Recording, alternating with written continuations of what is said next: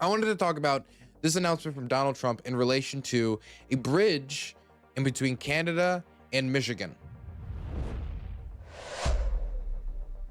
This was agreement between the Canadian government and the province of Ontario and the state of Michigan. This is not a particularly complicated agreement, but essentially, Michigan got out of really paying any sort of funds towards this bridge being built. It was essentially, when it comes to state funds being contributed, essentially funded from the Canadian side. It is named after a famous hockey player. I guess, if you're funding it, you're naming it. Anyway, this bridge was going to create a lot of jobs in the area. Obviously, the construction of the bridge itself creates jobs, as it is, a very big infrastructure project. And it would also increase the interconnectedness between Canada and the United States in this area between Michigan and Ontario. It was supposed to continue without a hitch before Donald Trump came out and he put out this Truth Social post where he threw the whole thing up in the air and he said, until ill-defined benefits are paid due to the United States, the entire project is essentially put on hold, or that's what he's announcing. What's happening in actuality, I mean, who knows? Let's read. As everyone knows, the country of Canada has treated the United States very unfairly for decades. Now things are turning around for the USA, and fast. But imagine, Canada is building a massive bridge between Ontario and Michigan. They own both the Canada and the United States side, and of course, built it with virtually no U.S. content. President Barack Hussein Obama stupidly gave them a waiver so they could get around the Buy American Act and not use American products, including our steel. The idea was that if they're building it, then they can use their own resources. Now the Canadian government, paying for it. Now the Canadian government expects me, as president of the United States, to permit them to just take advantage of America. What does the United States of America get? Absolutely nothing. Ontario won't even put U.S. spirits, beverages, and other alcoholic products on their shelves. They are absolutely prohibited from doing so. And now, on top of everything else, Prime Minister Carney wants to make a deal with China. Which will eat Canada alive. Canada will be eaten alive by China. We'll just get the leftovers. I don't think so. The first thing China will do is terminate all ice hockey being played in Canada and permanently eliminate the Stanley Cup.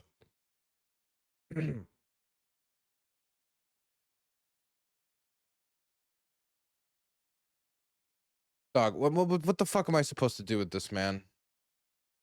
Do you know how embarrassing it is to travel sometimes? Where I have, like, somebody looks at me when I say I'm an American, right?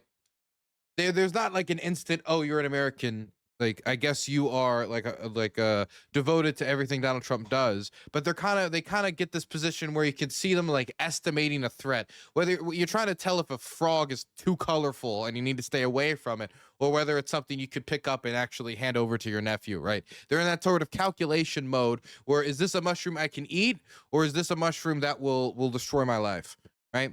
They make this calculation trying to figure out whether I'm somebody who wants to conquer my neighbors, whether I'm somebody who wants to strong arm people in every single business relationship, in the middle of the business process, at the start of the business process, after the business process. This has to do with the bridge between Ontario and Michigan. But in my state, the key bridge, which is essential for the people of the Baltimore area, thousands of thousands of people travel across it every day. When that was destroyed by a merchant vessel, at no blame to Maryland, by administration, knowing that it was at no fault of our own, goes in and says, okay, we're going to fund the reparation, the repair of this bridge. Everything's going to be great. Everything's going to be fantastic.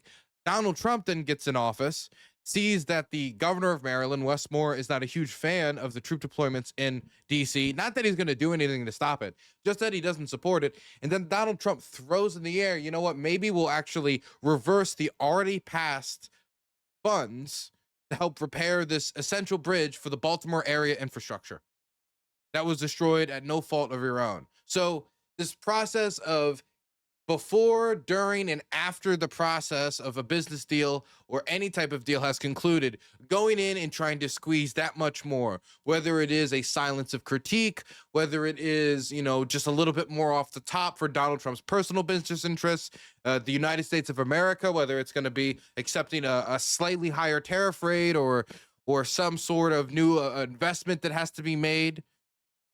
This type of like last second strong arming, I don't think it really gets us much in the way of tangible benefits. I think usually the ways the tend to end is by less than tangible, but very public, like a sort of public show of an investment. For an example, when we talked about the British American investment deal, the British American trade deal, that wasn't much of a trade deal as it was a series of select agreements in very, very specific industries like luxury car brands. How many Americans are working in the importation industry in like around luxury car brands from the United Kingdom? Is that a conclusive and wide spanning business arrangement considered a trade deal, or is that a public facing arrangement in order to make it look like both to Keir Starmer, who was kind of failing publicly at home, and to Donald Trump's, failing foreign policy agenda when it came to rearranging the global trade order, that he had actually gotten something done? And so these types of arrangements and foreign policy making, I understand the idea of America with a big gun is going to go around, is going to scare everybody, and is going to get the most out of every deal and every arrangement.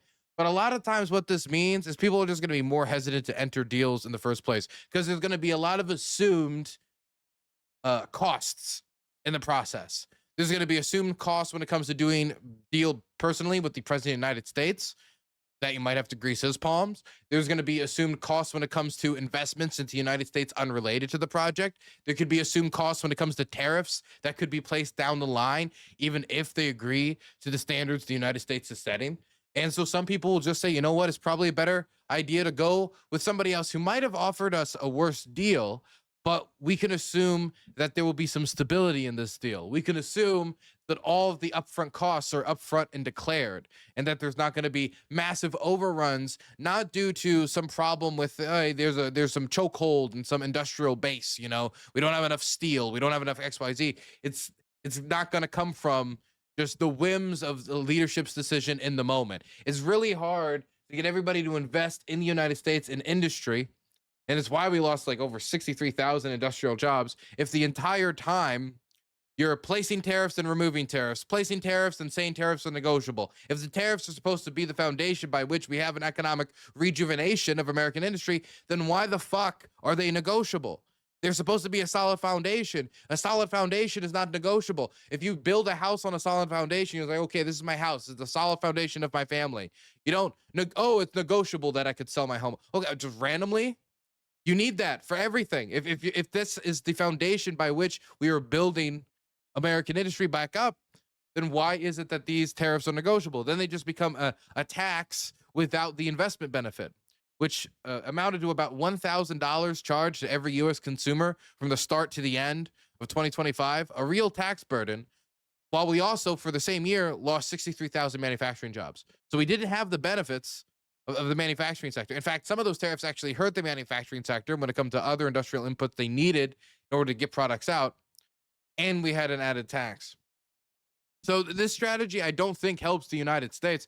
I think it could help private business investment. I think it could help private business investment specifically around the Trump family. I think that there's certain industries that deregulation the Trump administration might benefit. But this trade strategy, I think in the long run, is just going to make America a less opportune trading partner. Also, Hutch, thank you so much for the raid.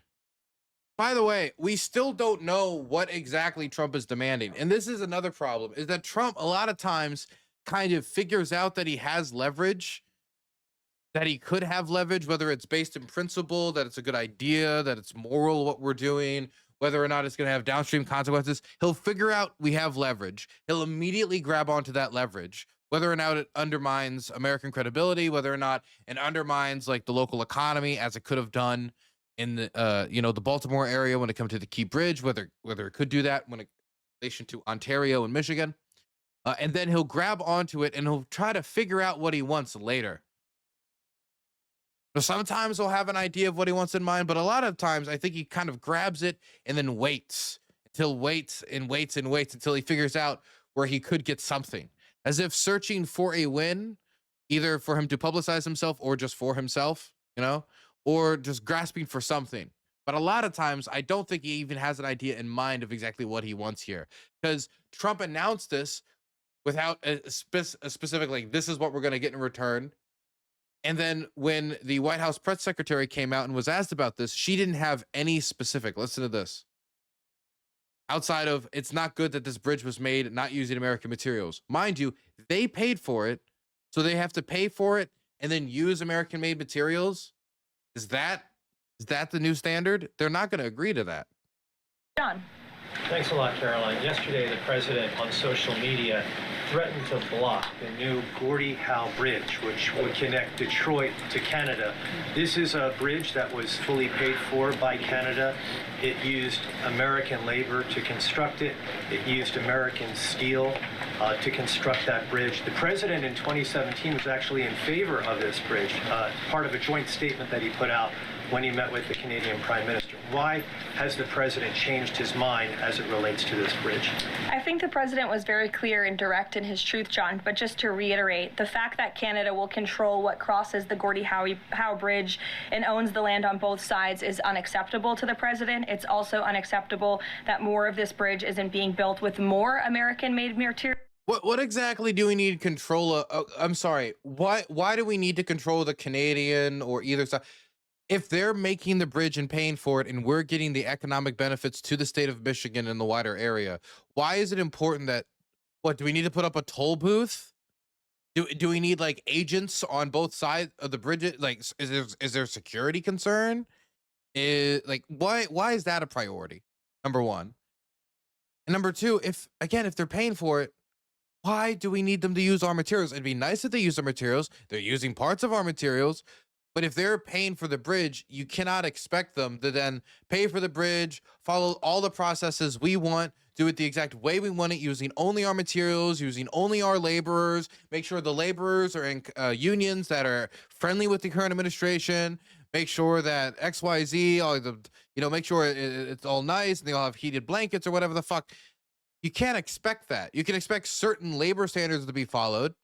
You can maybe expect certain standards to, like, I don't know, we're going to share the amount of labor across the board. But the idea of it's going to be all American labor and all American steel, all American, even though they already use US steel, all American materials, all American construction crews, all American laborers, and you're going to pay for it. That's not deal making. That is just, the deal has been made. Everybody's happy with the deal. The American government's now coming in. It's injecting itself at the end zone and saying, now we need to be paid this fair. Mind you, at this point, so much has been done in like trying to put this together. It will already cost, Canada money, and it will also cost America a lot of reputation if it just goes up in flames. Yet he injects himself anyway. Even more so than what President Barack Obama committed to with the Canadians at the time, at the start of the project. He also believes that the U.S. should own at least half of the bridge, have shared authority over what passes across it, and participate in the economic benefits generated by its use. This is just another example of President Trump putting America's interests first, and so he made that very clear in his call with Prime Minister Carney earlier today. Just bizarre, man. Feels like we're picking a fight over every little thing. As if the picking the fight itself is the incentive.